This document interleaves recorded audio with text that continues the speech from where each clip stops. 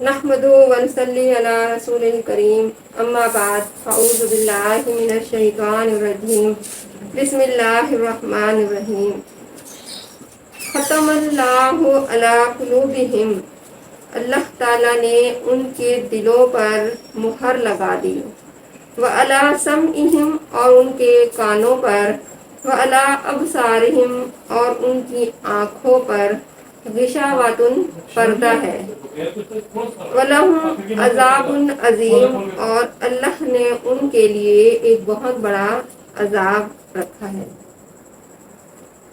یعنی ختم اللہ مہر لگا دی.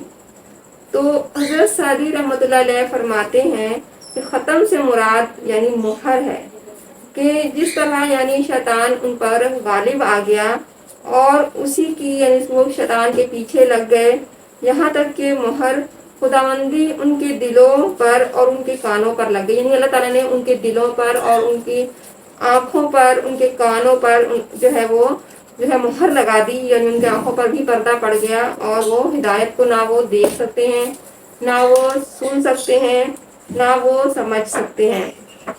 کی مثال اس طرح ہے جیسے یہ میرے ہاتھ کی ہتھیلی ہے. یعنی جس طرح دیکھیں یہ ہاتھ جو ہے وہ ہاتھ کی ہتھیلی ہے اور بندہ گناہ کرتا ہے تو گناہ کی وجہ سے وہ کیا ہو جاتا ہے وہ سمٹ جاتا ہے اور بند ہو جاتا ہے. کیسے کہ جس طرح وہ ایک گناہ کرتا ہے بندہ ایک گناہ کرتا ہے سب سے پہلے تو ایک اس نے گناہ کیا تو گویا اس کی ایک چھوٹی انگلی جو ہے وہ بند ہو گئی دل کی. اس طرح وہ دوسرا گناہ اس نے کیا تو وہ دوسری انگلی بھی بند ہو گئی.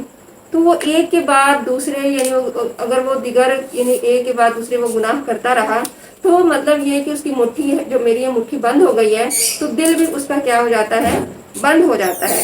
تو اس چیز جو ہے اس کے دل میں کوئی چیز جو ہے وہ داخل نہیں ہو سکتی. اس کے دل پر کیا ہو جاتا ہے گناہوں کے پردے پڑ جاتے ہیں مہر لگ جاتی ہے. تو پھر اس میں حق بات جو ہے وہ اثر اس کے دل میں نہیں کرتا. مطلب یہ ہوا کہ اس کا تکبر اس اپنے تکبر کی وجہ سے وہ حق بات سے کیا کر لیتا ہے منہ پھیر لیتا ہے. جیسے فلاں شخص جو ہے اس بات کے سننے سے کیا ہو گیا ہے وہ بہرا ہو گیا. یعنی کہ اس کو جو نیکی کی باتیں ہیں جو اچھی باتیں ہیں وہ سن نہیں سکتا.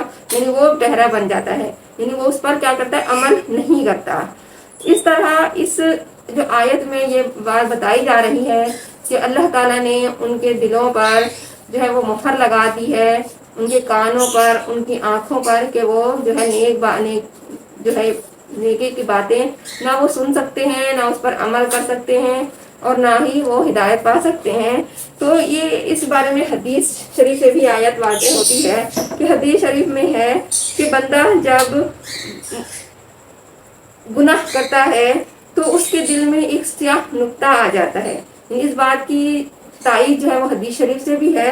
میں آپ کو حدیث سے بھی اس آیت کی وضاحت کروں گی کہ حدیث شریف میں ہے کہ مومن جب گناہ کرتا ہے اس کے دل میں ایک سیاہ نقطہ ہو جاتا ہے. اگر وہ گناہ سے باز آ گیا مثلاً کیا اس نے توبہ کر لی وہ گناہوں سے رک گیا تو وہ جو سیاہ نقطہ ہے اس کی سیاہی دل سے ہٹتی چلی جاتی ہے. اس کا دل صاف ہو جاتا ہے یہاں تک کہ سارے دل میں اس کے دل جو ہے اس سیاہی سے بالکل صاف ہو جاتی ہے. اس کا دل صاف ہو جاتا ہے. تو اس طرح اس بات سے یہ بات ثابت ہوئی ہے یہ بات واضح ہے کہ ہمیں بھی اپنے دلوں کو صاف ستھرا رکھنا چاہیے. یعنی کہ کوئی بات ہم اچھی بات سنیں تو اس پر عمل کریں تاکہ ہمیں بھی اس آیت پر عمل کرنے کی جو ہے توفیق عطا فرمائے. اللہ تعالیٰ ان بدعمالیوں کی وجہ سے جو گناہ ہو گئے ہیں ان سے ہمیں باز رکھیں اور اللہ تعالیٰ ان مذموم خصلتوں یعنی بری عادتوں کی وجہ سے تمام مسلمان جو ہے وہ اس سے دور رہیں. آمین ثم آمین وآخر دعوانا الحمدللہ رب العالمین.